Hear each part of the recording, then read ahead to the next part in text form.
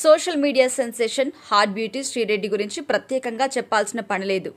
ఆమె హీరోయిన్ కాకపోయినా ఆడదా పాడదా చిన్న చిన్న సినిమాలో క్యారెక్టర్ ఆర్టిస్ట్గా మెప్పించి హీరోయిన్ రేంజ్లో పాపులారిటీ సొంతం చేసుకుంది. హాట్ అందాలతో యువతకు పిచ్చెక్కించే ఈమె తన మాటలతో అందరికీ చిరాకు కూడా తెప్పిస్తుంటుంది.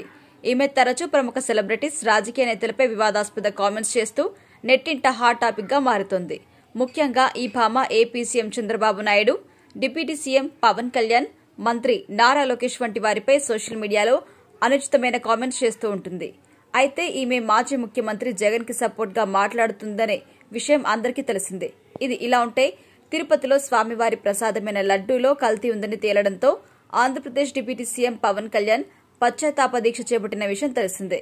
11 రోజుల పాటు సాగే ఈ దీక్షను పవన్ కళ్యాణ్ చేపట్టారు. హిందూ ధర్మాన్ని కాపాడమే ధ్యేయమని, సనాతన ధర్మం పాటించడం మనందరి బాధ్యత అంటూ పవన్ కామెంట్లు చేశారు. ఇదే క్రమంలో నేడు శ్రీరెడ్డి మరోసారి రెచ్చిపోయింది. డిప్యూటీ సీఎం అని కూడా చూడకుండా పవన్ కళ్యాణ్ పచ్చిబూతులు తిడుతూ ట్వీట్ చేసింది. అది చూసిన మెగా ఫ్యాన్స్ ఆమెపై మండిపడుతున్నారు. మరి మీరు కూడా ఆమె పెట్టిన ట్వీట్ ను ఒకసారి చూసేయండి.